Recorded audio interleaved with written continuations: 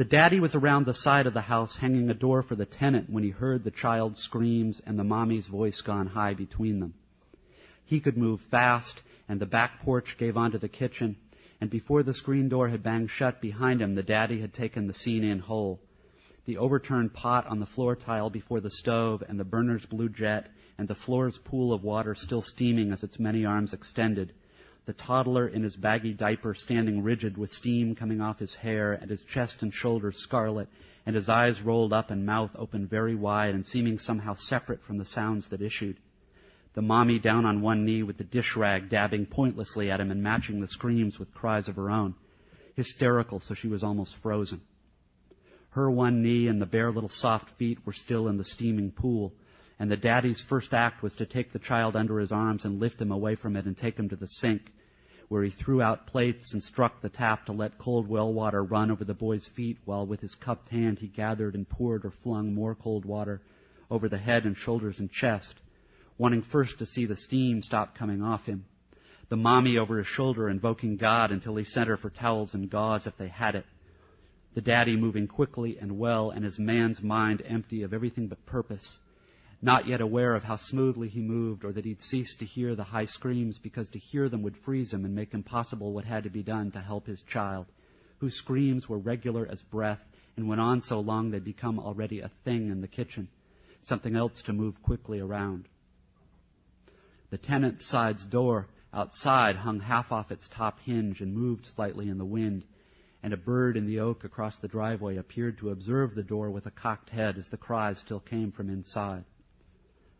The worst scald seemed to be the right arm and shoulder. The chest and stomach's red was fading to pink under the cold water, and his feet's soft soles weren't blistered that the daddy could see. But the toddler still made little fists and screamed, except maybe now merely on reflex from fear. The daddy would know he thought it possible later. Small-faced, distended, and thready veins standing out at the temples, and the daddy kept saying he was here, adrenaline ebbing, and an anger at the mommy for allowing this thing to happen, just starting to gather in wisps at his mind's extreme rear, still hours from expression. When the mommy returned, he wasn't sure whether to wrap the child in a towel or not, but he wet the towel down and did, swaddled him tight and lifted his baby out of the sink and set him on the kitchen table's edge to soothe him while the mommy tried to check the feet's soles with one hand waving around in the area of her mouth and uttering objectless words while the daddy bent in and was face to face with the child on the table's checked edge, repeating the fact that he was here and trying to calm the toddler's cries, but still the child breathlessly screamed, a high, pure, shining sound that could stop his heart, and his bitty lips and gums now tinged with the light blue of a low flame, the daddy thought, screaming as if almost still under the tilted pot in pain. A minute, two like this that seemed much longer, with the mommy at the daddy's side talking sing-song at the child's face, and the lark on the limb with its head to the side, and the hinge going white in a line from the weight of the canted door, until the first seen wisp of steam came lazy from under the wrapped towel's hem, and the parents' eyes met and widened. The diaper, which when they opened the towel and leaned their little boy back on the checkered cloth and unfastened the softened tabs and tried to remove it, resisted slightly with new high cries and was hot. Their baby's diaper burned their hand, and they saw where the real water had fallen and pooled and been burning their baby boy all this time while he screamed for them to help him, and they hadn't thought. And when they got it off and saw the state of what was there, the mommy said their God's first name and grabbed the table to keep her feet while the father turned away and threw a haymaker at the air of the kitchen and cursed both himself and the world for not the last time, while his child might now have been sleeping, if not for the rate of his breathing and the tiny stricken motions of his hands in the air above where he lay.